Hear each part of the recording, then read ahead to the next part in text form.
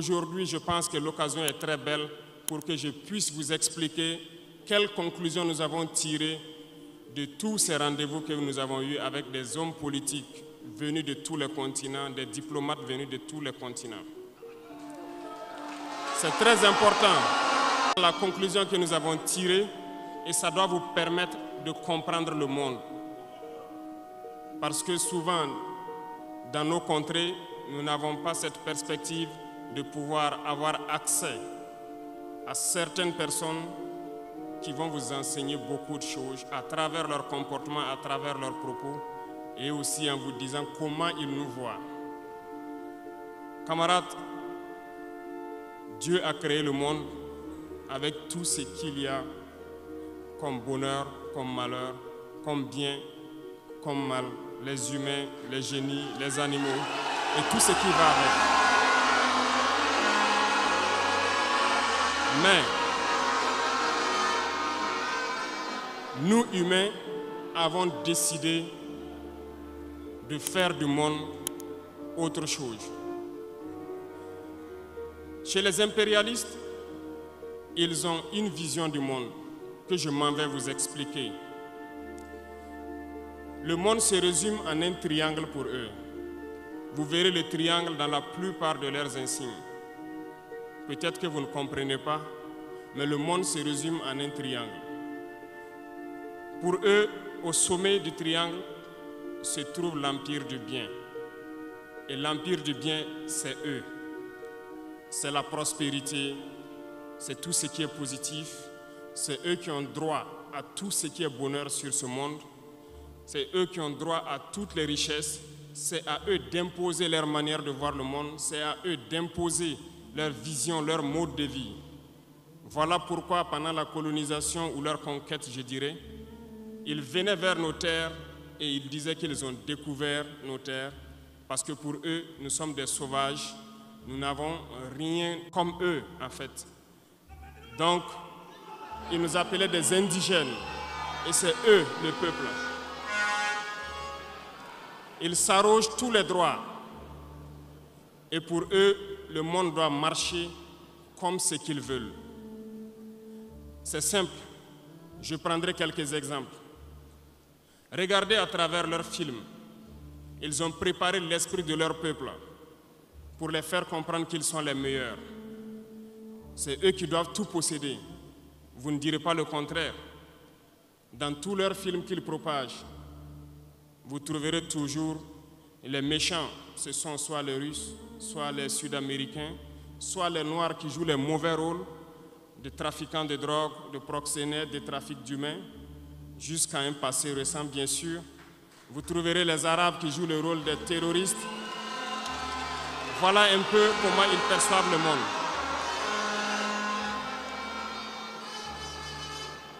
Quand je prends sur le volet économique, qui parmi nous n'a pas traité les produits chinois de produits Shintok, comme on aimait l'appeler, de mauvais produits? Mais aujourd'hui, je peux vous dire qu'on a tout tort. Parce que la Chine est à un niveau de technologie assez avancé. Et c'est en Chine que la plupart de ces pays viennent s'approvisionner, mettre leur marque dessus et nous revendent comme étant leur propriété. Regardez autour de vous. Nos entrepreneurs qui sont dans le BTP ne diront pas le contraire. Tous leurs engins aujourd'hui sont chinois. Ceux qui font le transport ne diront pas le contraire. Ils nous ont menti parce que nous avons fait le tour du monde un peu dans ces 20 mois pour chercher des entreprises, pour chercher des usines. Et nous avons compris que tout revenait là-bas. Mais par leur communication, ils nous ont amenés à détester tous les produits chinois, à vouloir nous faire comprendre que ce qui est bon venait de chez eux, pas forcément d'ailleurs. Pour mieux comprendre ce que je dirais, il faut remonter un peu le temps. Et j'espère que certains iront lire qui sont les tsars, les conquêtes mongoles, les empires perses, turcs et ottomans. Lisez leur histoire, vous comprendrez pourquoi le monde est ainsi fait.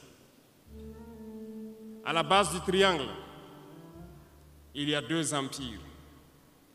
D'un côté, l'empire du mal selon eux et l'empire des esclaves de l'autre côté. Voilà comment ils voient le monde. Qui est-ce qu'ils appellent l'empire du mal? Ceux dont je viens de citer tout de suite l'origine, et je vous ai dit de remonter le temps. Allez-y lire, vous comprendrez pourquoi ils sont l'empire du mal à leurs yeux.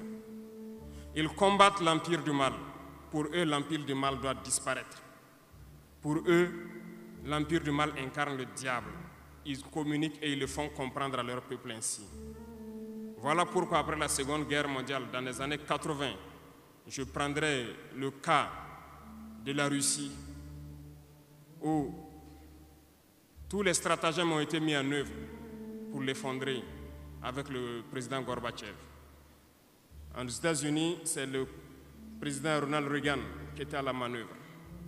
3 stratagèmes principaux ont retenu notre attention. Ils sont allés donc au niveau de l'Arabie Saoudite les demander de baisser le prix du pétrole de 35 $ à 7 $ pour faire écrouler l'économie russe. Parallèlement à cela, le deuxième stratagème, n'oubliez pas quelque chose,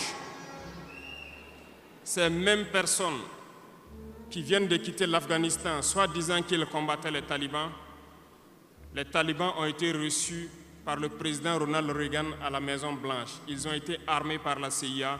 Les fameux missiles Stinger, Sol-Air, ont été livrés aux talibans pour combattre les Russes. Et plus tard, ils viennent supposer les combattre. Allez-y comprendre. Le troisième stratagème, c'était un bluff. Le projet IDS, Star Wars. Lisez, vous comprendrez pourquoi ils ont amené le président Gorbatchev à créer le projet Paulus qui a enfoncé la Russie. Une fois que la Russie s'est effondrée, ceux qui se prétendent être de l'empire du bien ont commencé à juguler, jusqu'à ce que vienne cette équipe avec Vladimir Poutine pour essayer de remonter la Russie en surface. L'empire du mal, selon eux, a beaucoup souffert. Regardez l'Iran aujourd'hui, toutes les sanctions possibles. Regardez comment ils qualifient certains peuples. Par la communication, ils peuvent arriver à vous amener à faire détester un peuple ou à aimer un peuple. Ils sont très forts dans la communication et ils passent par tous les canaux possibles. Regardez les guerres qui sévissent. Ils ont tout inventé pour leur propre intérêt. Et enfin, l'empire des esclaves, selon eux, c'est l'Afrique et certains peuples d'Amérique du Sud.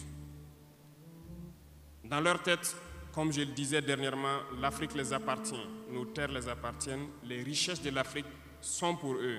Et ils ne peuvent pas concevoir que des Africains puissent s'émanciper, sortir la tête de l'eau et vouloir donc les tenir tête.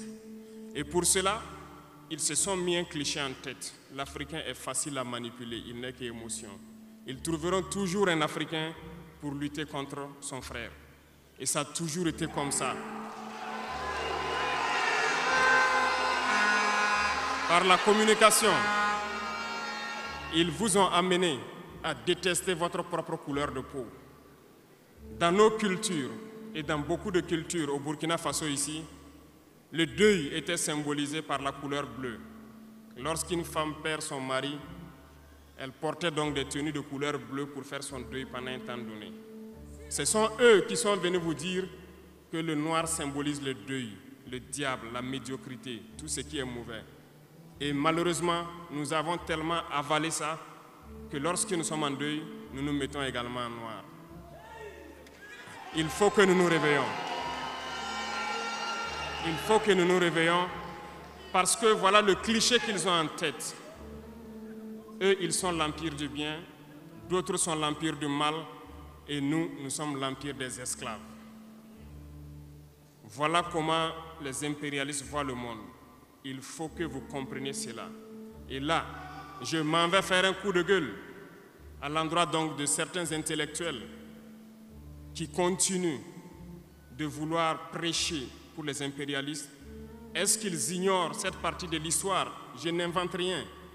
Ça a été déclassifié, vous trouverez tout ce que j'ai dit dans les bibliothèques ou partout sur les moteurs de recherche. Ces intellectuels n'ont-ils pas lu cela? Ne connaissent-ils pas l'histoire de ce monde? C'est peut-être par malhonnêteté ou quelques billets de dollars qui les amènent à toujours prêcher pour les impérialistes. Il faut que nos intellectuels arrivent à tout moment à prêcher pour conscientiser nos peuples, nos masses populaires, pour qu'ils comprennent d'où ils viennent et comment ils sont vus des impérialistes.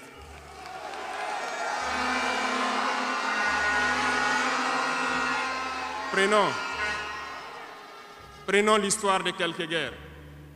Vous avez suivi la guerre d'Irak. Un gros mensonge qui a été inventé, soi-disant de possession d'armes de destruction massive.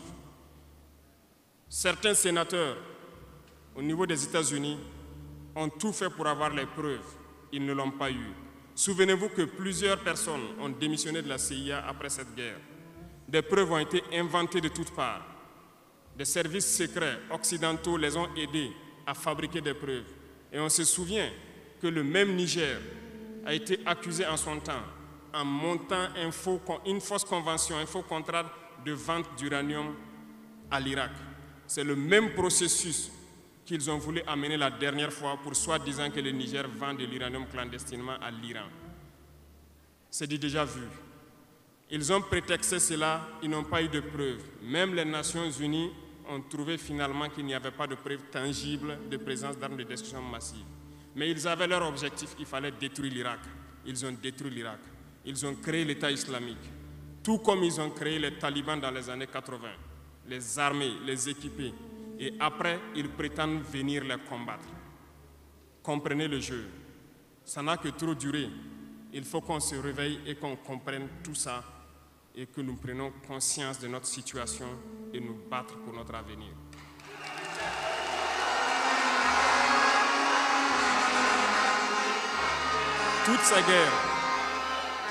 Toutes ces guerres ont été inventées, passant par l'Irak, la Syrie, la Libye, dans le but de déstabiliser le monde à leur profit, parce que nul ne doit pouvoir les égaler. C'est ce que nous vivons aujourd'hui dans le Sahel aussi à travers le terrorisme qu'ils nous ont imposé, parce qu'ils trouveront toujours des Noirs qui vont s'exciter et qui vont prendre les armes contre leurs frères noirs. C'est ce que nous vivons. Ils n'ont jamais quitté ce modèle. Malheureusement, beaucoup de gens leur donnent raison. À cause de quelques billets de dollars, ils se vendent très moins cher à l'impérialiste et ils se mettent à combattre leurs frères. Je voulais faire ce petit historique du monde pour que vous compreniez comment l'impérialisme voit notre monde. Ça se résume en ces petits triangles.